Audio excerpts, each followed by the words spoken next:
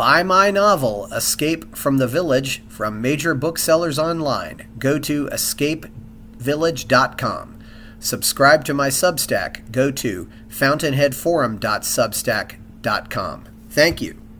Welcome to the Party Pal. This is Fountainhead Forum 163. I'm talking to Art Olivier, who is currently running for the nomination for president of the Libertarian Party in the United States of America. He is also ran for vice president back in 2000 and was mayor of Bellflower, California. How are you, Art? Great, Chris. How are you doing? That's good, Art. You know, this is also the first time we're going to try using Zoho here, so just wanted to mention that. So hopefully we'll get this worked out. But yeah. Anyway, Art, you know, you said you're running for president now. You ran for vice president in 2000. You got the nomination of the party, and you've been mayor of Bellflower, California. How did you become a libertarian? How did you get to where you are now, Art? Back in the 1980s, I was in my 30s, and I had never registered to vote because I would see that no matter which party got in, the Democrats or the Republicans, they would spend more money, taxes would go up, or either that or, you know, with Republicans, usually they would spend more money and then create more debt. They both supported every war they could get us into. And so I just wasn't going to give them the satisfaction of having my vote.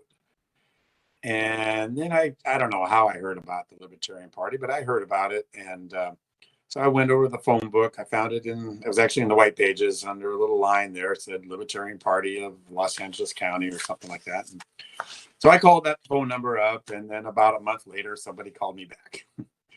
And I ended up joining the party and registering as a libertarian. And then Ted Brown, he's the guy that would get everybody to run for office in California.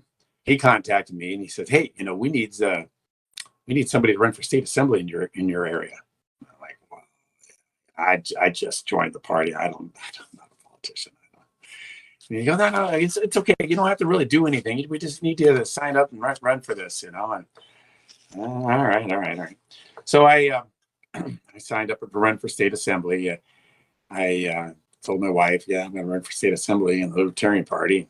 So she told her friends, "Oh yeah, Art's running for something or other in the Liberal Party." And so I ended up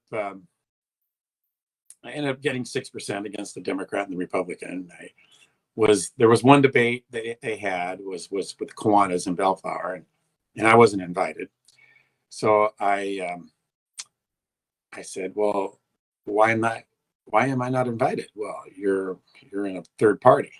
I go, "Well, is the Kiwanis, is that a partisan organization?" "No." "Well, then why are only certain parties being invited? It's not a partisan organization." And they say, "Yeah, I guess so." All right. So they let me in. And you know, that was really eye-opening in this debate, because in this debate they would ask questions and I would always be the first one to answer. That's just the format they were using. And so, you know, I had no problem with it. And then it was the Republican she would answer, and then the Democrat. The Democrat was the incumbent.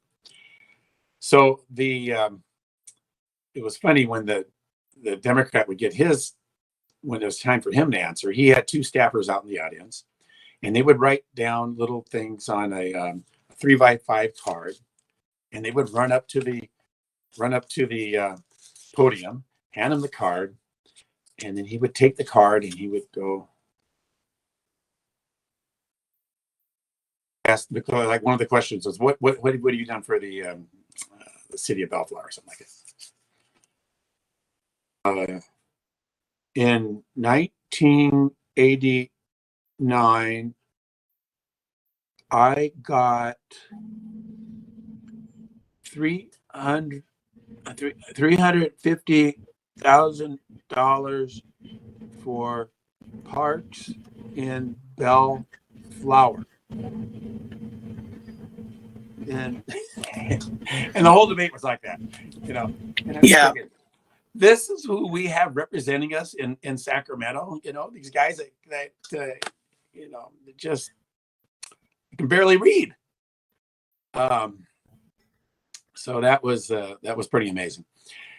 So back then, 2 years later, I decided to run for city council in Bellflower. I didn't really know what I was doing. I went door to door, and 9 out of 10 people I talked to don't even vote, so it was a big waste of time. And then in '94, I ran again. In between that, in '93, there was we had something on the ballot to have this casino. They were going to use eminent domain to take this property, use taxpayers' money to build this casino. The revenue that they would get would go into the coffers of people that were connected with the city council. I mean, it was just totally corrupt. And I opposed that. I had a TV show on cable TV. It was called The Political Money Trail. I did an episode on that. Of course, people watched that episode, but then they also got tapes of it, and they bicycled this throughout town. They everybody would watch the tape. They'd send it to somebody else. Pretty soon, most of the voters had seen this, and I laid out all the corruption that was in this bill. We had a total of $5,000 for this campaign.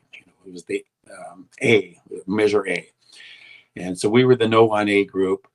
The yes on A group had $500,000. And we defeated them 2-1. So the people that, of course, voted against this thing, I was very popular with them. And so when I ran for city council again in 1994, I instead of going door to door, I got a high propensity voter list. I went just to those people that actually vote. I ended up winning that election. And then when I was in office, just me and another councilwoman, she was the only 2 honest people on the council. So the 3 good old boys still had a majority.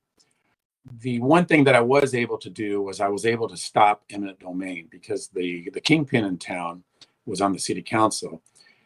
He had properties all over town, and every time they would try to do eminent domain, it would be near one of his properties, and he wasn't allowed to vote on it. It's conflict of interest. So it was a 2-2 vote to have this eminent domain. And of course, 2-2 votes don't win. So I was able to stop eminent domain the entire time I was on the city council. So I was elected in '94. '96 was a midterm election where the councilwoman was up for re-election, and then 2 of the good old boys were up for re-election. So I supported this retired mailman to run, and so it was the kingpin that was up for re-election at that time. And he had unlimited funds. He had all sorts of campaign contributions and everything else. And this retired mailman had nothing at all. So I put out a mailer just with his name on it, and then the councilwoman's name on it. She had no money either. We don't. Honest people don't get campaign contributions at this level. So we. I just had one mailer, went out to a high propensity voter list. The retired mailman ends up winning. So that, wait a minute, that wasn't in '96. I'm sorry. In '96, our election got canceled. The good old boys voted to cancel the '96 election, postpone it until '97. So this is when the election actually happened, was in '97. And so now I've got a majority of the city council. So I become the mayor pro tem. The councilwoman, she becomes the mayor, and we are starting to get things done now. We fired the city manager almost immediately. She was something else. She used to come up to me, and she would, she's like over a foot shorter than me, and she would poke me in the chest, and she'd say, "You're the reason why this city is so screwed up." But after that election in 97, all of a sudden I was, according to her, the smartest man in the city of Bellflower. But it was too late for her. So anyway, we got a new city manager. We started to get rid of a lot of the stuff that the good old boys had put in place. One of them was we were able to cut the utility tax by 40%. It was supposed to go up to a vote, and we wouldn't even allow it to get on. I think we didn't even allow it to go on the ballot to keep it at a high level anyway. So we cut it by 40%, and then we had this lighting assessment tax for every property owner in Bellflower, and we just we repealed it and replaced it with nothing. And so the local media, they're in the pockets of the good old boys, and so they would do hit pieces on me, mainly me, all the time. And one of the hit pieces was new council majority, heroes or hindrances. And they were concerned that by us cutting all these, having all these draconian tax cuts, that we were putting the city in peril, that they just wouldn't have enough money to operate. But what actually happened was that we dramatically increased services. We tripled the number of trees we trimmed. We quadrupled the number of streets we paved. And the way that we did this was through privatization and a competitive bidding process. One of the things that we privatized was the Los Angeles County Building Department.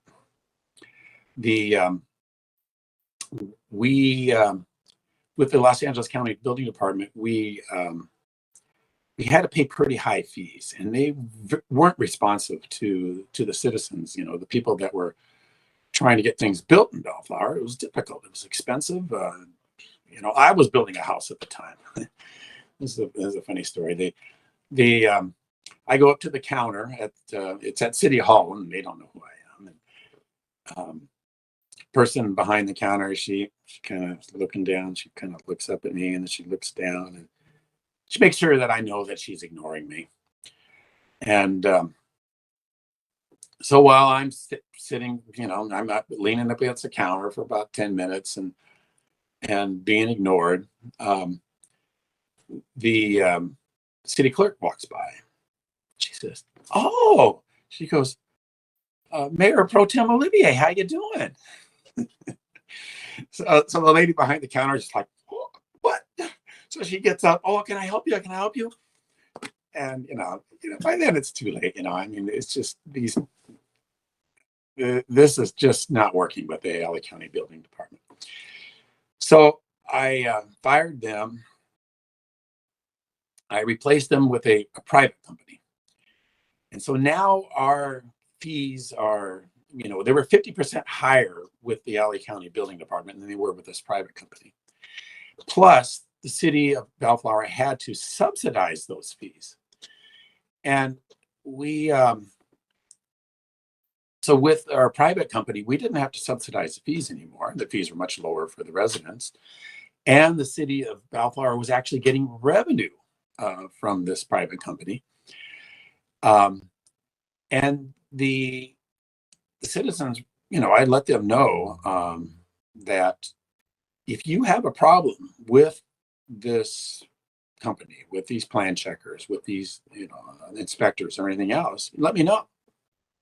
I want to know. I want to know what the problem is. And I didn't have too many problems, but I did have one. And I let that company know. And they just moved that guy out of the city, replaced him with somebody else. And we didn't have any more problems. So they knew that they worked not for the city. They worked for the residents. They worked for the people that were paying these plan check fees.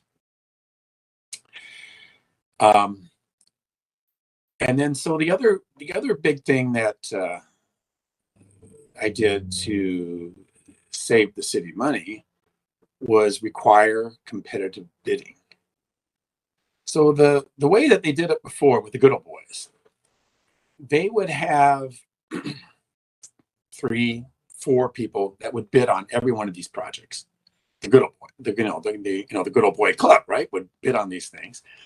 And I think behind the scenes they were saying, okay, you can get Bellflower, I'll get Long Beach, you can have Paramount, whatever, on it, and so the prices were always high.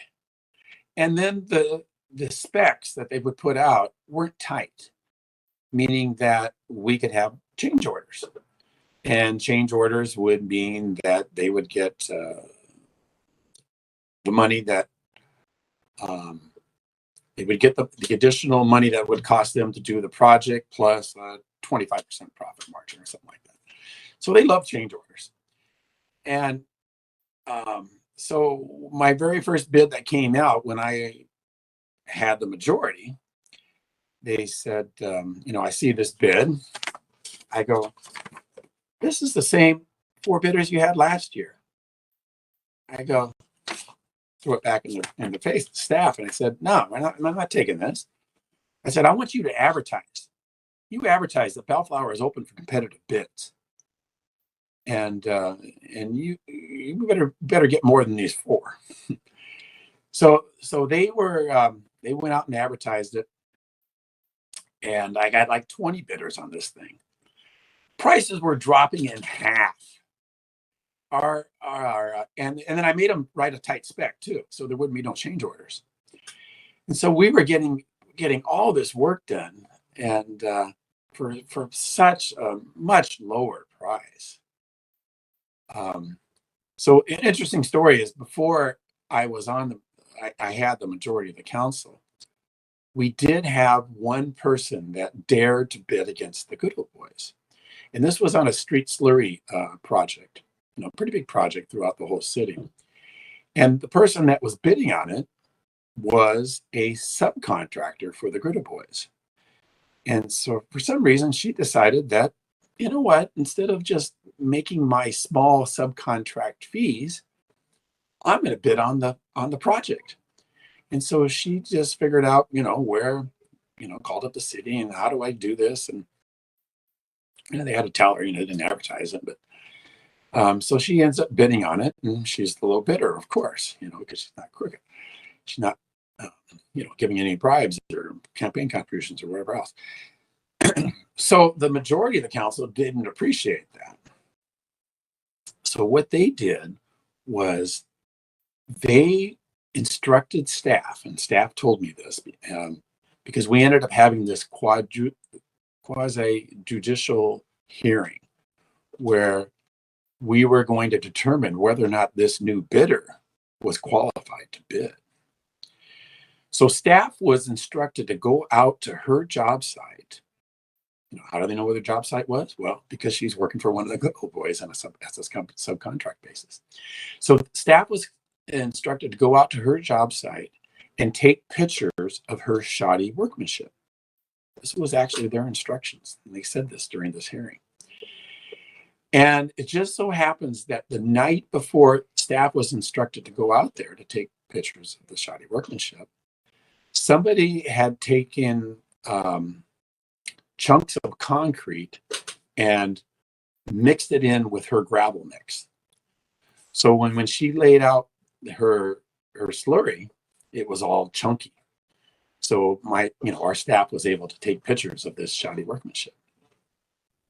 So on a 3-2 vote, the Good Old Boys voted that she was an unqualified bidder. And so from then on, anytime that if she tried to bid on other projects, the staff could just say, well, the city of Bellflower has determined that she's unqualified to do this work. Even though she's the one that was always doing the work, it wasn't the general contractors. They would hire her as a subcontractor. So that pretty much put her, out of business. And that's just one of the ways that, the Good Old Boy network works, and which I completely destroyed, once I took over the majority of the city council. And so that's how people can benefit from actually electing a libertarian. Yes, it is, Art. That's a good story, you know. And Bellflower's how many people? At the time it was 70,000. Now we're about 78,000, I believe. But, you know, And, so if we just got 100, if we just got, several hundred Art Oliviers, we'd be better off. I don't know how that trickles up, but that's certainly a good place to start. yeah, and another interesting thing is, now, I told you that how our city has grown. Yeah. But at the time, we weren't growing. We were, I think that we would have become another slum in LA County because nothing could get built. Our zoning laws were very restrictive. Some of the zoning didn't match our general plan, so you couldn't do anything at all without city council permission. And you couldn't get city council permission unless you were greasing some palms. So a lot of the city, nothing was getting built at all. And we had apartment buildings that were literally falling apart. They were collapsing.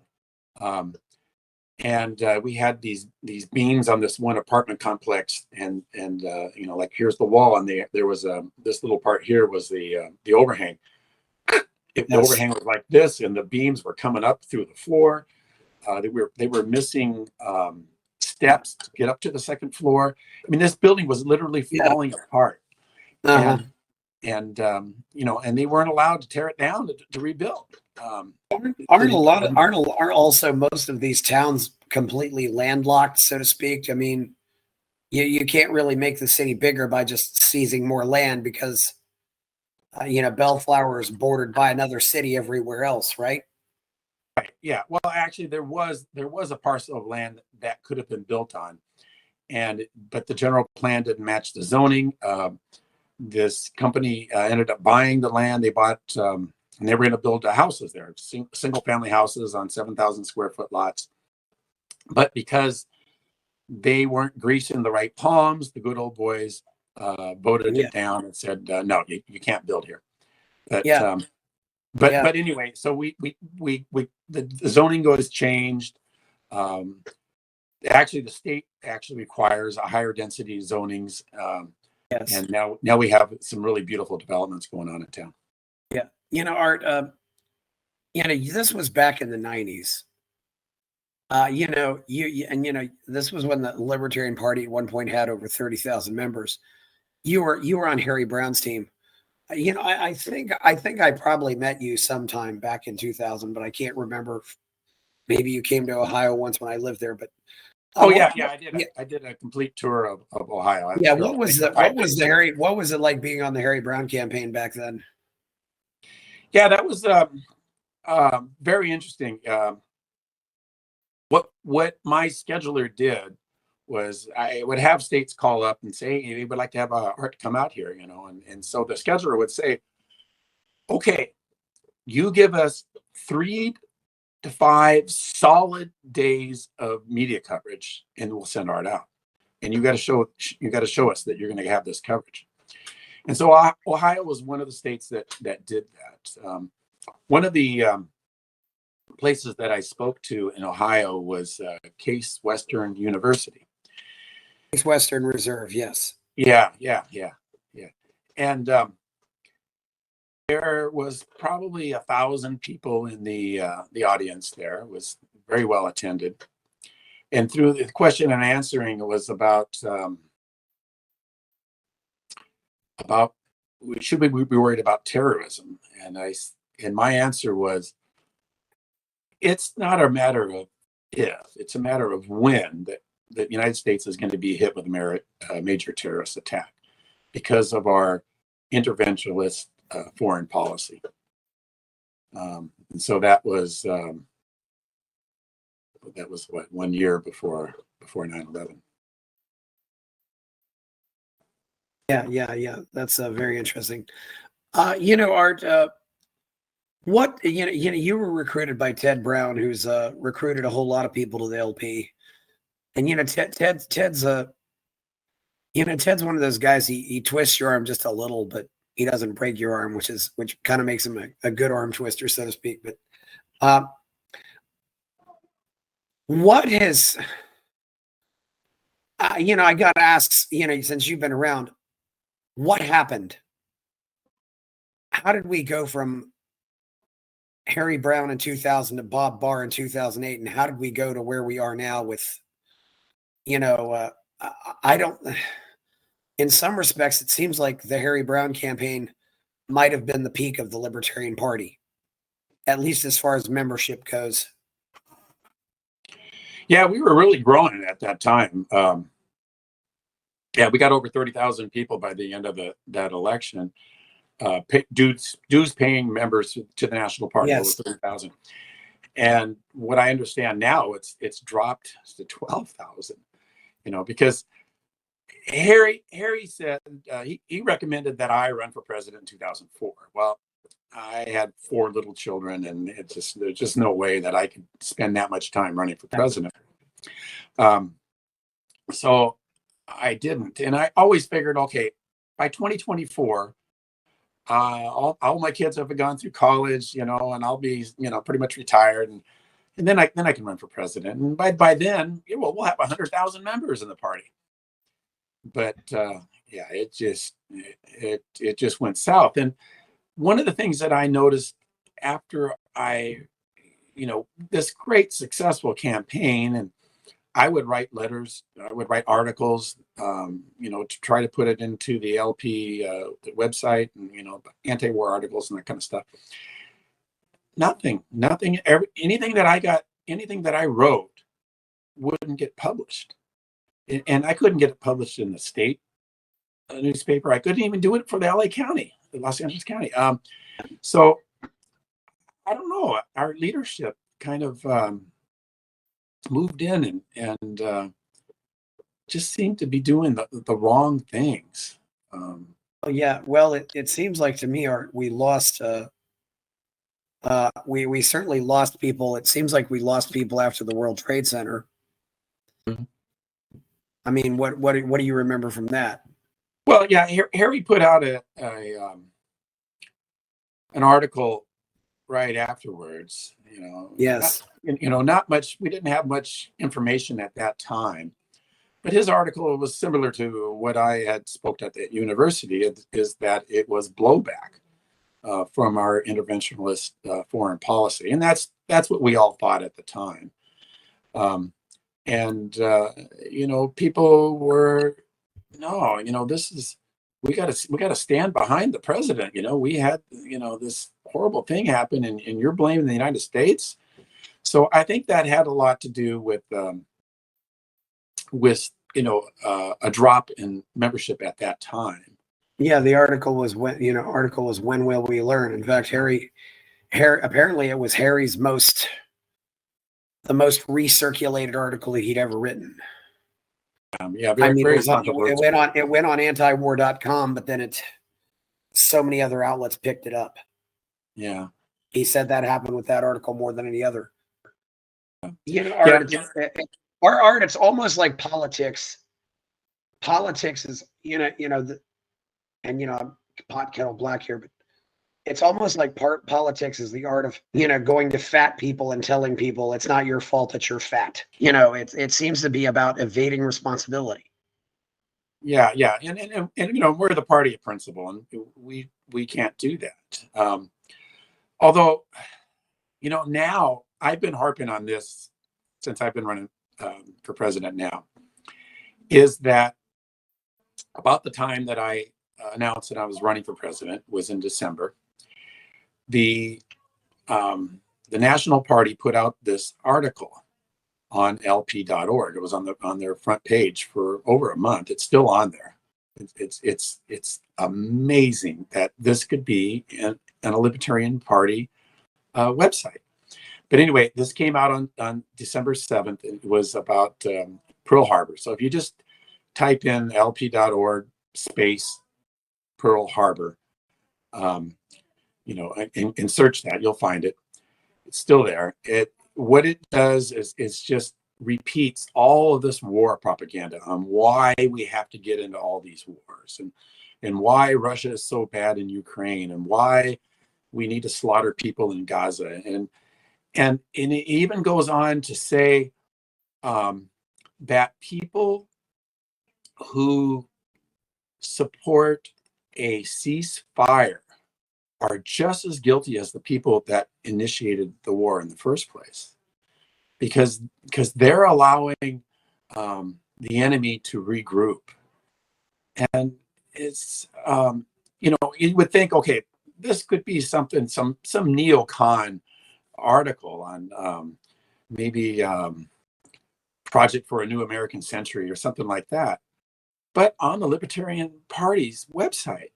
And so I've been harping on this on every single debate. I've talked to the national chair. I talked to my state chair. I've talked to people that are on staff at national. I said, you got to take this thing off, because if people see this article, they're going to think we're pro-war. It has no place for it, And when was I'm sorry, Art, when was this? It was put on December 7th, 2023, which was Pearl Harbor Day. And so I wrote a critique of the whole article. I sent it to the national, and so then they said, "Well, you write up your own article, and we'll publish that." And I said, "Okay." And so I did that, and it's just crickets. But I mean, you have on the screen there art at art2024.org. I made my own website. It's not that hard, and it's not that hard if there was something on there that was incorrect or whatever else, I would just take it off the same day, right? And the national can do this, but they don't. Yeah, I don't know. I didn't. Yeah, I don't know. I've never gotten any attitude that national's pro-war, so I don't know. But Art, I think there is. After the last 4 years, I've really been wondering if there almost is a desire of the species to engage in righteous violence. I don't know. They want to be violent, so therefore they'll frame we're going to be violent, but it's always, we have to be violent. We have to go to war. We have to round up all the unvaccinated people and kill them. You know what I'm getting at here? It's like they start the violence, but somehow circumstances force the violence upon them. Who are you referring to when you say they? Sorry. Non-libertarians in general. Oh, yeah. I mean, isn't it fair? I mean, we've long had this.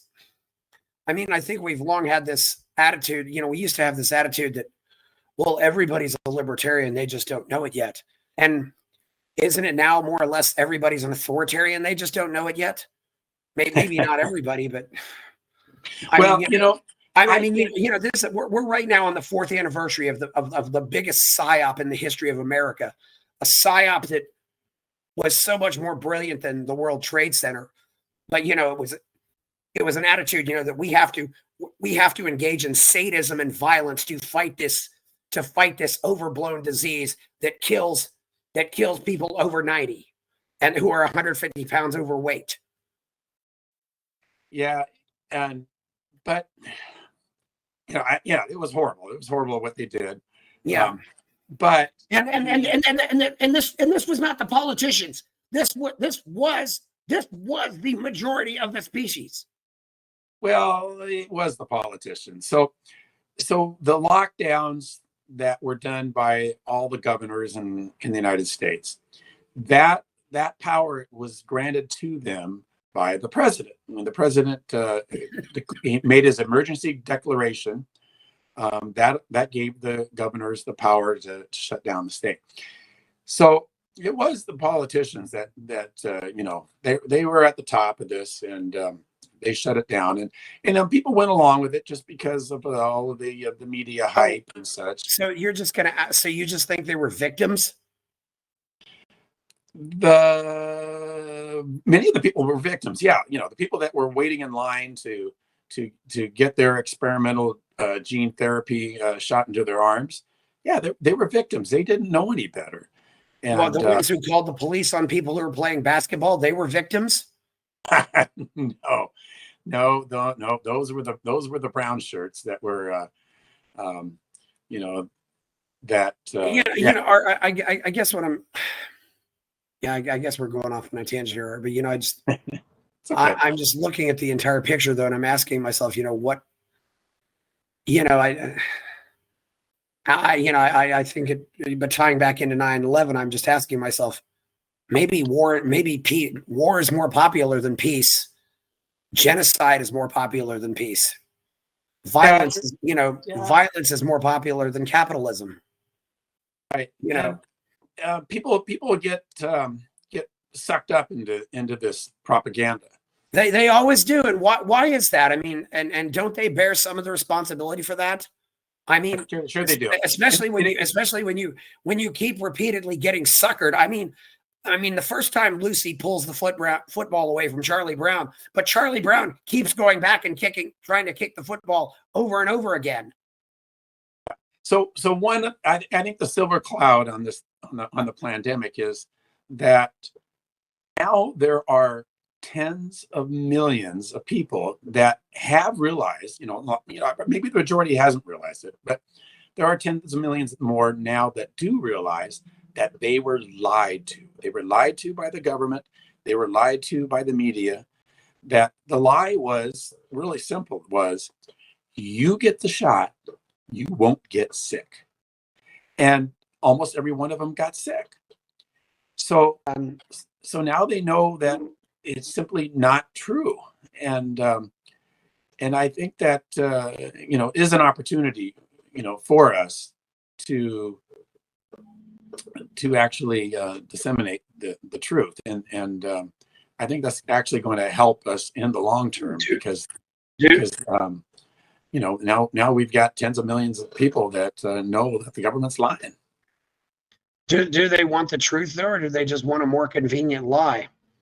I would say the majority want the more convenient lie, but a very large plurality are simply not going to believe the BS anymore.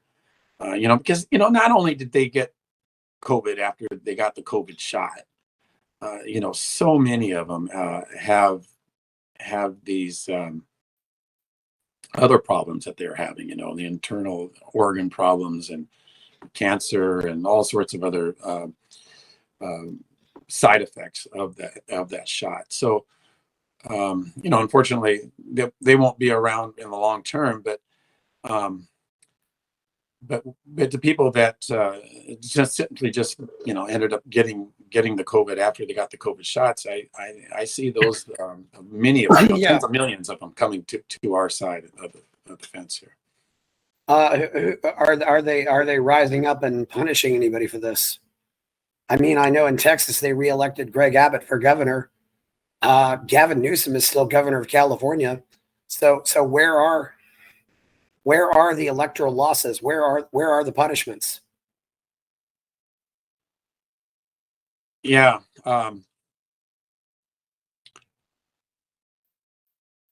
Who's getting voted out of office? Who's getting fired for this? The president who promoted this is likely going to get reelected to office. Right. Because his supporters don't want to admit what he did. They'd rather just pretend that he didn't do it. Now he pretends. I guess he's pretending like he's anti-vax now. So back in 1946, it wasn't the Germans who put the Nazis on trial. They probably would have said, "Oh, great job. Sorry you lost the war, but we'll give you a $100,000 pension and let you retire." Yeah, like Fauci's getting. Yeah. So. Absolutely. They have to be punished, but I mean, first we've got to have the political power to do that, because it all comes from the top down. So elections are fixed. That's what you're saying. Yes. Oh, well, you're saying that the Americans have no power and they can't change the system. Yeah. I mean, elections like between Democrats and Republicans for president, I think those are predetermined. When they get a candidate that they want to win, they always have the worst possible candidate for that candidate to run against. Like with Obama, they got in John McCain. Everybody hates McCain. One of the Keating Five. He's insane. And Yeah. so they, I think at that level, for the most part, that it's fixed. But at the lower levels, it's still difficult, for honest people to win because we simply don't have the money. The entire time I was on the city council for 5 years, I didn't run for re-election, but I was never even offered a campaign contribution in that 5 years because, what was the point? Everybody knew it. You can give Olivier money. He ain't going to do what you want him to do anyway. So why give him money? So as long as people vote for the person that has the most money, well then, they're gonna get what they paid for, which is not going to help them out. And I think more people are realizing that. And so I'm not going to be elected president this year. But there are hundreds of people, when I tell the other candidates that are running for president and, for the nomination, I said, man, you guys are great candidates. You're spending a lot of money and you're great speakers. You guys could actually get in there and get elected to some local positions. I know you can do it. And if we did that, at the local level, we could really start making a significant difference in politics. And because later on I did run for state assembly and I lost, but the difference between me and the other three candidates was that the other candidates had to spend $100 per vote. All three of them, they came out to right at $100 a vote, and I spent $20 per vote. And the difference is that there were some people that knew my track record and ended up voting for me, even though I didn't have the funds to win that election. So I think we can make a difference, but yeah, for president, right now I think it's pretty much fixed. What else do you think has happened to the Libertarian Party since 2001 or since the World Trade Center? It seems like we lost people because of they bought into the psyop. But what else do you think happens there? So we had a solid candidate in 2004 with Michael Badnarik. So I think he's a libertarian, but didn't really have much behind him. He had no political experience or anything like that. Do you think we might have been better off with Russo or Nolan? I mean, we had Russo and we had Nolan running in 2004. Nobody knew who Badnarik was going into the convention. Right. So Nolan would have been a popular choice. I think he would have garnered more publicity. And Aaron Russo, I really like Aaron. I went to his house when I was running for governor. Yeah.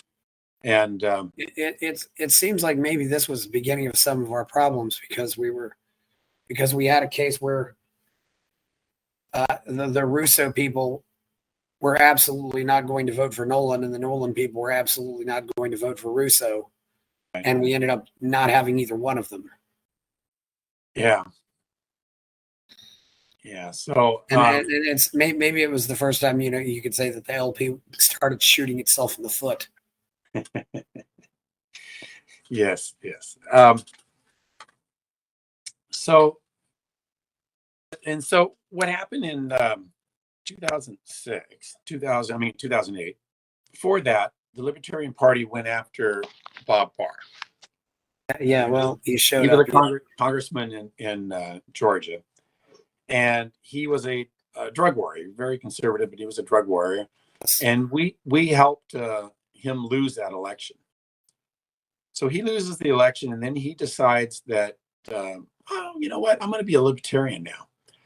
And he took some party positions, and people were, excited that, he learned his lesson. He's not he's not on the dark side anymore. And he becomes our presidential candidate and just didn't do anything at all. And then we had, another very conservative VP candidate, and they sat at home. They didn't run a real campaign. So that was a big downfall. But then we got Gary Johnson to run, and that was only because he another Republican, unfortunately, but he had a really good record as being the governor of New Mexico. But the reason why he ran in our party is because the Republicans wouldn't allow him on the stage. They said, well, in order for you to be on the stage for the Republican primary, you have to be getting 2% in the polls. So the media just simply didn't put him in the polls. So he couldn't get 2%. It was very interesting how I don't know what. I've wondered a lot about that. I think Gary Johnson was a vast improvement over the Bob Barr. I've always found it interesting that the Libertarian Party and other organizations in general, they let these people who have no libertarian credentials just walk in and, oh, well, you were, and it's almost as if you get, somebody who was a colonel in the other army. Now they want to join our army, and we make them a colonel immediately. And then we wonder why we have problems, because we haven't made them work their way up through the ranks. We haven't made them prove that they're actually with us. I don't, it's, but we give them these roles because they're supposedly professionals, and it almost always ends up blowing up in our faces. It's, I can't say never, but I think Gary Johnson had a good libertarian track record, even though he wasn't, explicitly a libertarian. Right. I don't think that we can say that with Bob Barr. As far as having a good track record, I would say that about Amash. I would say that about Massey, but again, I don't know where that came from. Although I have said I was saying back in 2012, it's too bad Gary Johnson didn't try running for the Senate instead, because the Senate seat in New Mexico was wide open, and he probably could have gotten it. And we could have had Gary Johnson in the Senate instead of having him, run two losing presidential campaigns. But anyway. Yeah, in order to get elected to the Senate, he probably would have had to run as a Republican. But Gary Johnson is Gary Johnson. I mean, that's what I'm saying, though. There was no incumbent running. Right. And then he would have, and then he could have switched parties, once he got elected. So that would have. I don't know if that works or not, but yes. Yeah. Yes. But would have been. I mean, we've been better off with Gary Johnson in the Senate than without him in the Senate. I don't know. It's So, is there any other thing that you think, led to the party's decline in membership or anything like that? What can you think of, since you've been around all this time? Well, I don't know.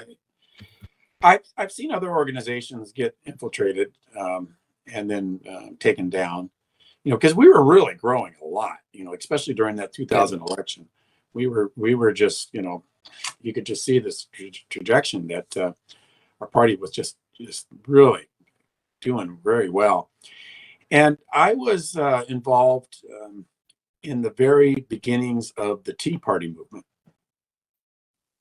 We had a big rally in Thousand Oaks, well over 1,000 people there. I was the MC for this rally, and I just come out right out. I said, Republicans are no better than the Democrats, and some people were shocked, and but most of them were listening, intently, and they understood this, and so it didn't take long, for the Republican Party to come in and co-opt the Tea Party movement. They did almost immediately. Yeah, it was just like Occupy Wall Street. That started Yeah. becoming a big movement, and the Democrats just come in right in there and take it over, Yeah. and just corrupt it. So that could have happened to our party. It could be happening now. I don't know. It seems odd. It seems odd what is being done now with restricting the debates, the support that who leadership is giving support to. It doesn't seem like this is something that libertarians would do to benefit the Libertarian Party. You've also, one thing else I wanted to ask about, since you've always been in California. Yeah, I when I was 3 to 4 years old, I was living in Washington, and then I also have a house in the Midwest. But Art, it's kind of interesting. You've watched the state go from solidly voting for Reagan in 80 and 84 to now voting for Gavin Newsom. What do you think happened there? I think it's mostly a demographic change. State of California used to be majority white people, and now it's majority Hispanic. And Hispanics typically vote Democrat. Do Hispanics vote blue? Because at least my impression is that Reagan was very popular with Hispanics. So did Hispanics go blue because people like Pat Buchanan started talking about how much they hate Hispanics? Or I guess that's what I'm trying to figure out here. It seems a little odd. Can you really expect Hispanics to vote for a party that openly discusses about how much they hate Hispanics? That's the question. That's all we hear. That's all we hear from the red team. I certainly hear it enough from Texas politicians alone about how about how much they hate Hispanics. How can they possibly expect Hispanics to vote for them then if all they do is say, I hate Hispanics? Well, I wouldn't go as far as saying that they say that. I would imagine there's a few candidates that will do that. Yeah. But for the most part, I don't think they say that. But I should correct that. They only hate illegal Hispanics. But they don't want to do anything to help make the illegal, which is kind of like saying, I don't hate cocaine, I only hate illegal cocaine. Yeah, and it's not, it's interesting because when I ran for governor, that's back when George W. Bush was the president, and he was prosecuted Border Patrol agents for doing their job. And so, so it allowed. I actually met one of the guys. It was Jose Campion, and talked to him. And he was looking at a 11-year prison sentence. That's what the Justice Department was trying to nail him with. And so, of course, that had a huge effect on what the Border Patrol would do. And so they just turned a blind eye, and they would just let everybody in. And so we had a huge influx of people coming in from Mexico during the Bush administration years. So it wasn't just the Democrats, it was the Republicans too. And so I don't think that that has that much to do with it. I don't know. It's the Hispanic media, of course, promotes the Democratic Party. We have lots of Hispanic legislatures in the state, and so they are all Democrats, and and a lot of Hispanic people will just see a Hispanic name on the ballot and they'll vote for that. So it's it's a multi thing. things that have gotten rid of the Republican Party. But I think one of the biggest things was in '94, the Republican Party actually ended up getting a majority. They got a majority seats in the state legislature. And then as soon as they got it, boom, they were just exactly like the Democrats. All the funding used that would go into the Republican Party. All the public unions were giving money to the Republicans at that time, and then the Republicans just did exactly what the Democrats do. Raise taxes, raise spending, just giving more. You mean California?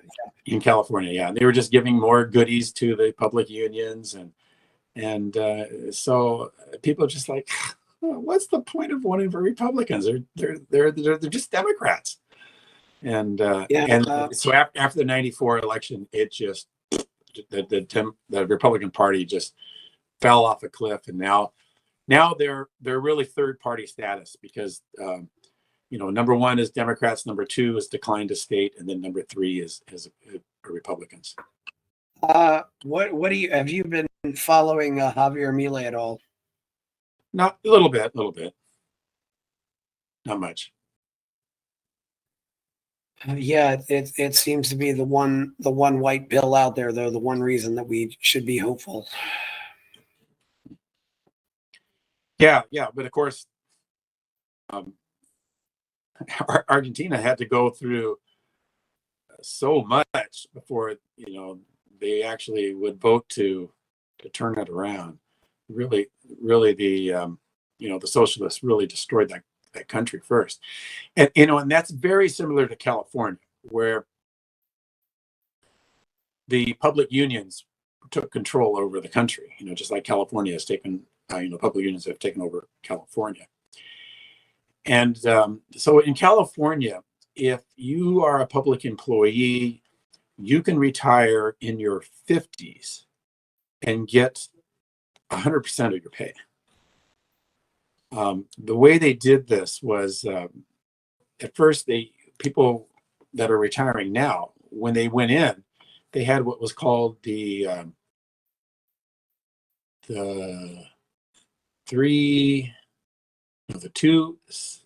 270 plan. Basically, that let's see, that they could retire with 70% of their pay, and they would get 2 years. Every 2 years, they would go into the retirement. So after 35 years, they get 70% of the pay. Anyway, they changed it to the 380 plan, I think they called it, where when they retire, they get 80% of their funds, but it only took them 30 years to get to the retirement age to get 80% of their funds.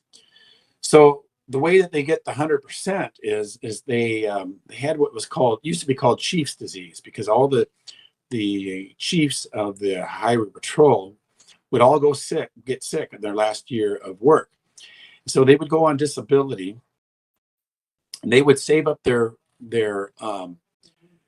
retirement and cash it all in at the last year. They would have the disability plus their regular pay, and so they would do what we call the pension spiking.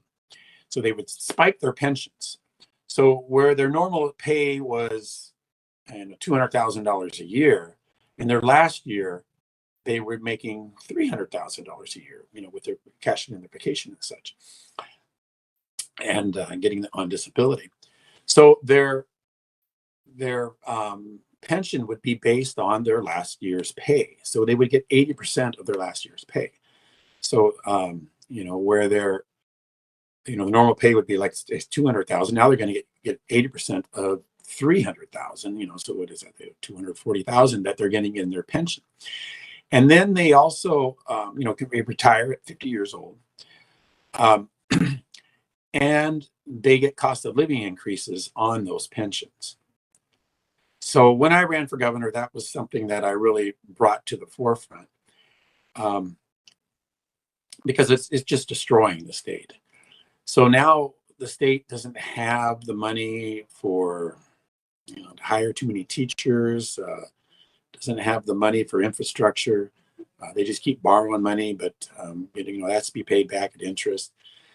And so and then the people that were the middle class taxpayers, many of them are moving. I'm a real estate broker now, and that's one of my big clienteles is people that are just moving out of state. They're moving to Arizona, Nevada, Texas, or whatever. And so the upper middle class is moving out of here, so it's lowering the tax base more. So they just increase taxes, and make it harder on the upper middle class, and so they're moving out. So eventually, the whole system is going to collapse, just like it did in Argentina. And then, maybe at that point, we can actually get libertarians in here. But of course, they changed the the way they vote in California. So libertarians are never on the ballot in the general election.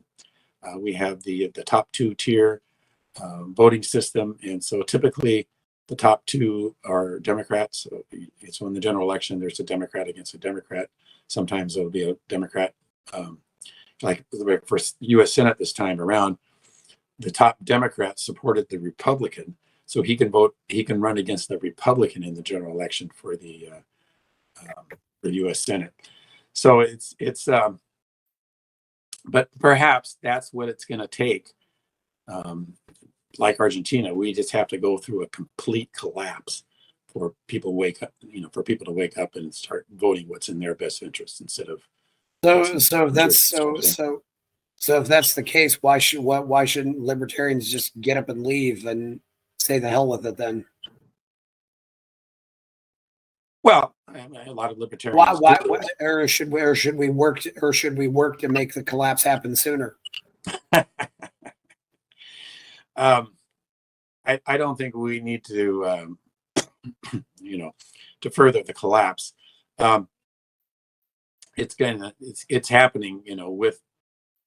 I mean, that's just the way we're headed. Yeah, we're headed towards a collapse, and I think that we need to stay on the high road and let people know what libertarians do when they get into office, and so when the collapse does happen, then people will say, "Oh yeah, I remember hearing about those libertarians, and they did some great things when they were in power."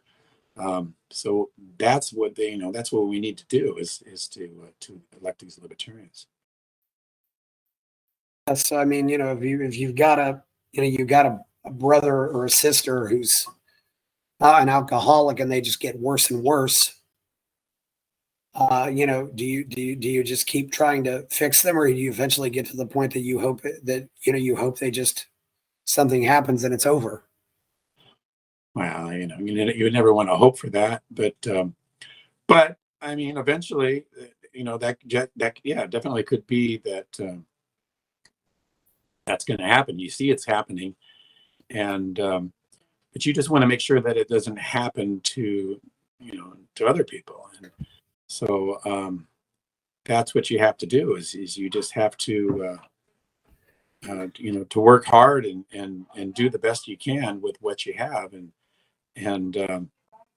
then so I mean that I just see that the correlation between what's happened in Argentina and what is happening here in California is that it took a total collapse.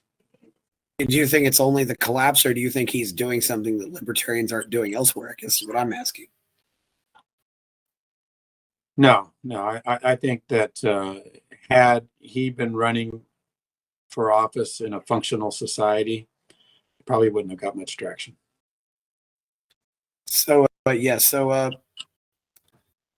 do you plan on doing if you were elected president? What would you do on your first day, your first week? Oh, I would immediately use my power as commander-in-chief to order the troops home.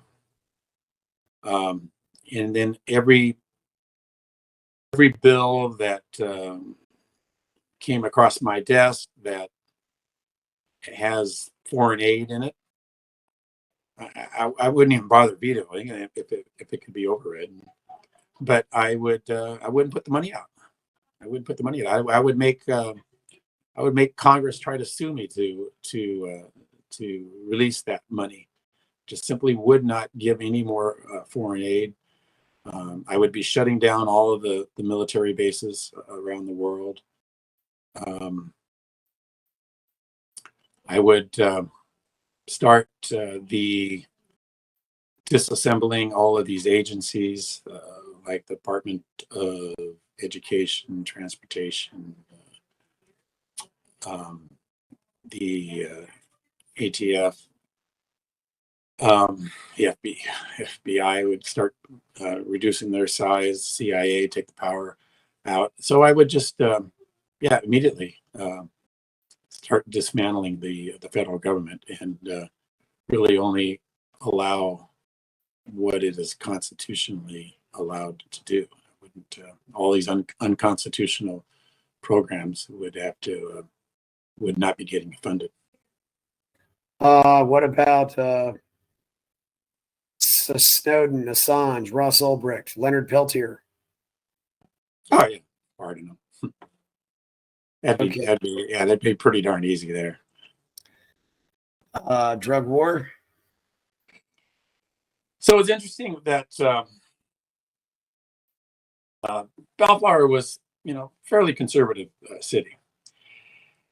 And when I was the mayor, I wrote a letter to the editor of the Los Angeles Times. And if you go to my website, there's a link to it. And it links not just to the article, but actually to the LA Times. And so, they had a circulation of 1 million people. And I put out there that we need to end the drug war to make our city safer.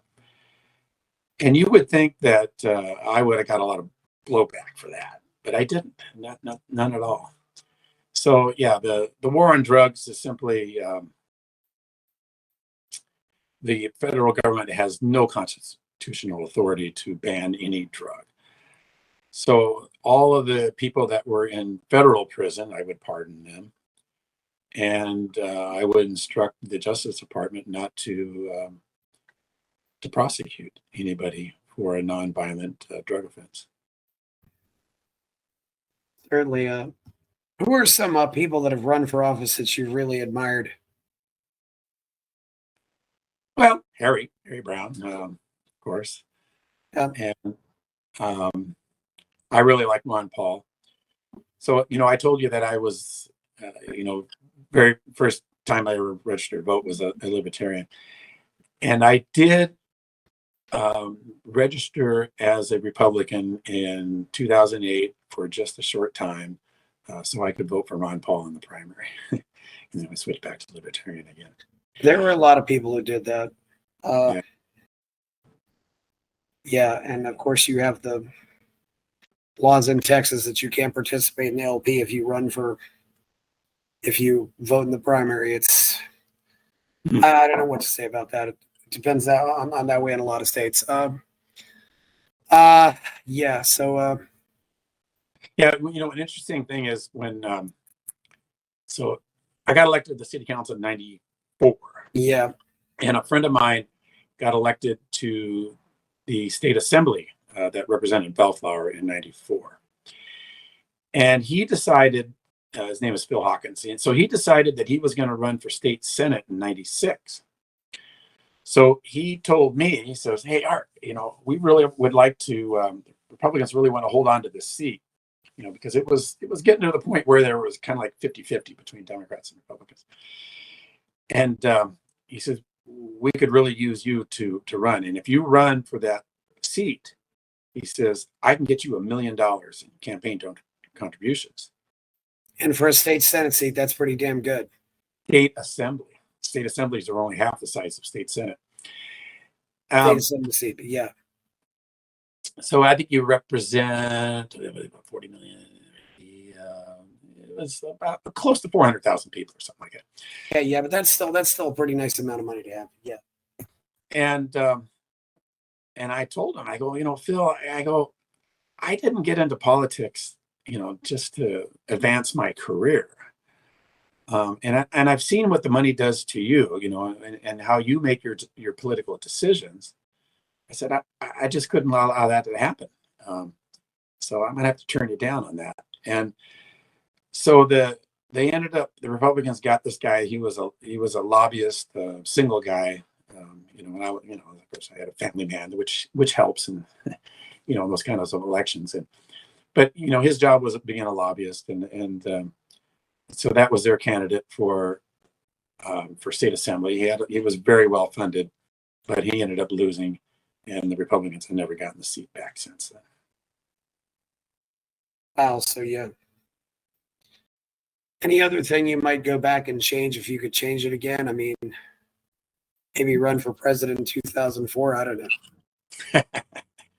No, I just didn't have the means. In 2000, the reason why I was able to do it is because Boeing bought out McDonnell Douglas. I was an engineer at McDonnell Douglas and then Boeing. And so Boeing bought us down basically to shut us down. The MD-11 was the plane that all of the freight companies used, DHL and FedEx, they're all using MD-11s. And Boeing was trying to launch the 777. And so they bought us out to shut us down. It was funny because the local paper, the Long Beach Press Telegram, was doing an article on how great it was, how much opportunity that Boeing was going to give to the Long Beach area by coming in. And so they did interviews with all of the local mayors, including myself. So, I'm not just the mayor, I'm an engineer there at McDonnell Douglas, now Boeing. And, and I gave them that insight. I said, they're just buying us out to shut down the MD-11 line. And so they didn't print that because, it was a fluff piece, and they only wanted positive things, which, that's okay. It probably get me in trouble anyway. But anyway, so in 2000, the Boeing is shutting everything down. And so I get a golden handshake from Boeing. And so I had a huge severance pay that lasted me through the entire campaign. Because after I got the nomination, I was out of state 6 days a week. It was nonstop campaigning, and where we never get the national media spotlight or anything like that. But I got really good local coverage. Like I said, on Ohio, Massachusetts, Colorado was incredible. 5 days there was just solid. I was on every TV station. We had a good one in Florida.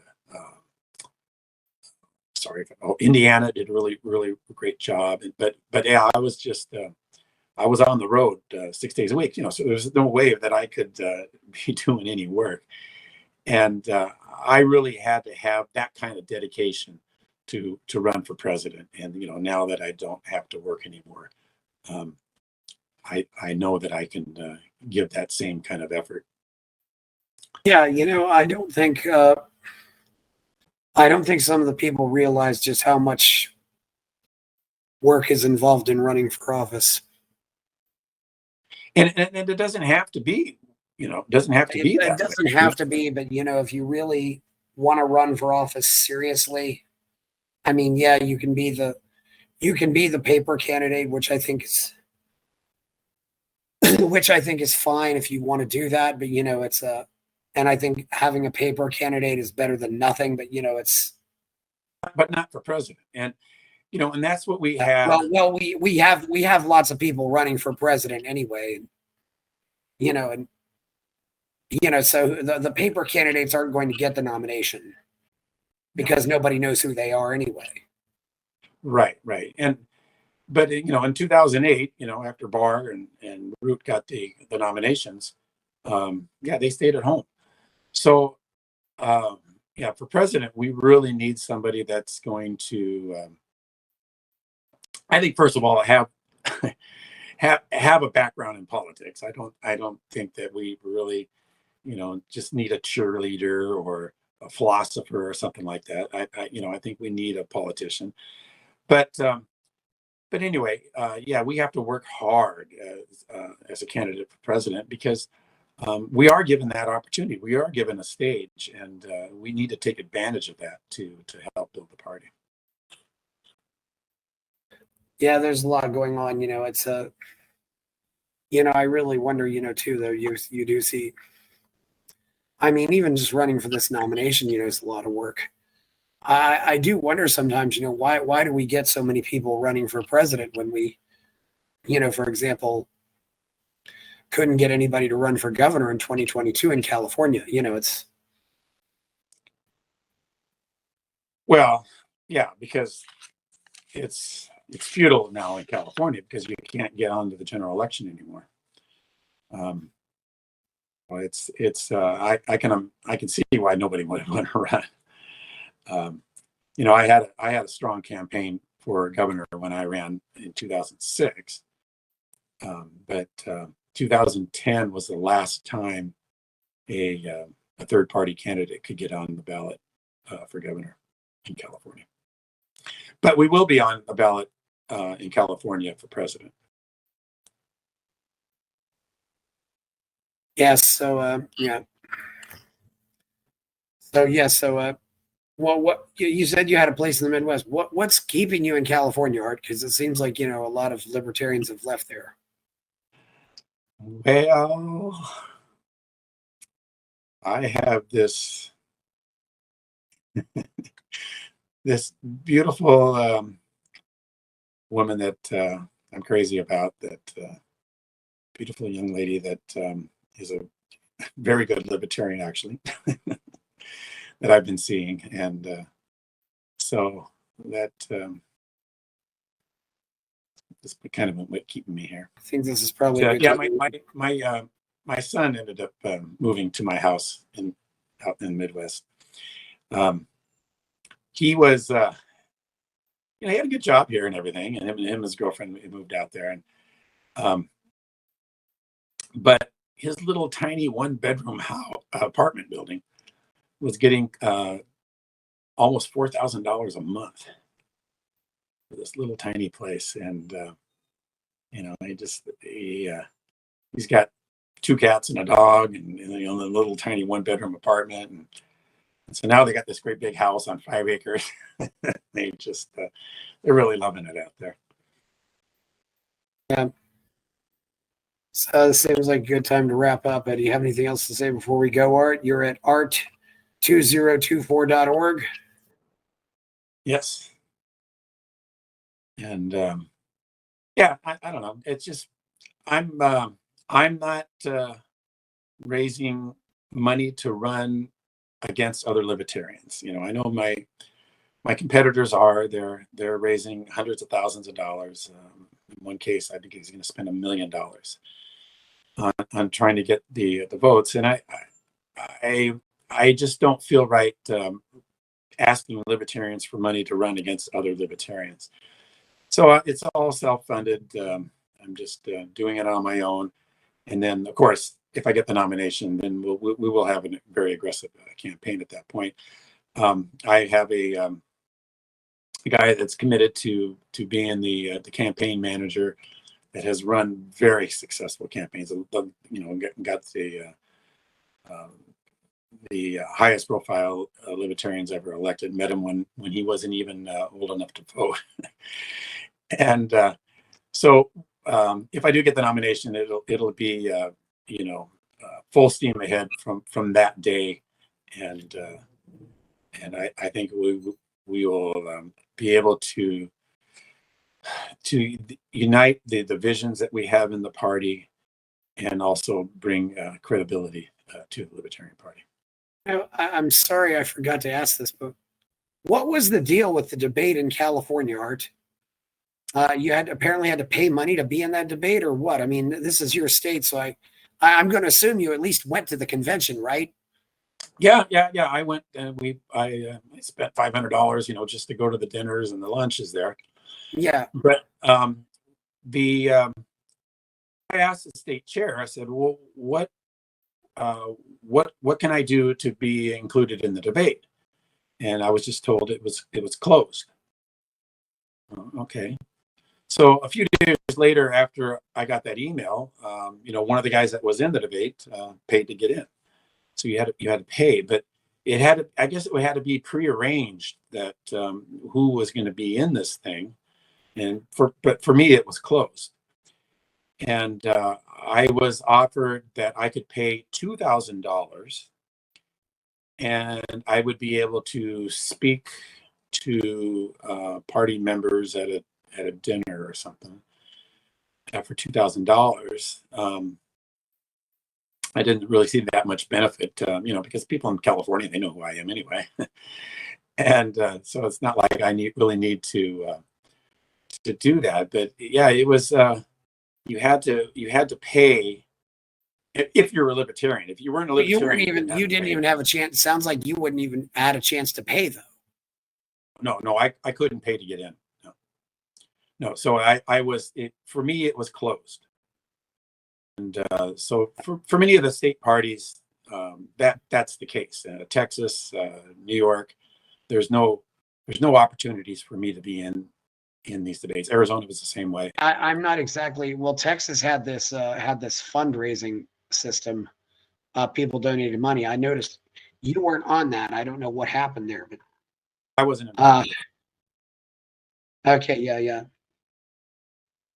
Well, it's all closed now anyway. But yeah, I will ask Whitney about that though, because because you weren't even on the website. I don't know.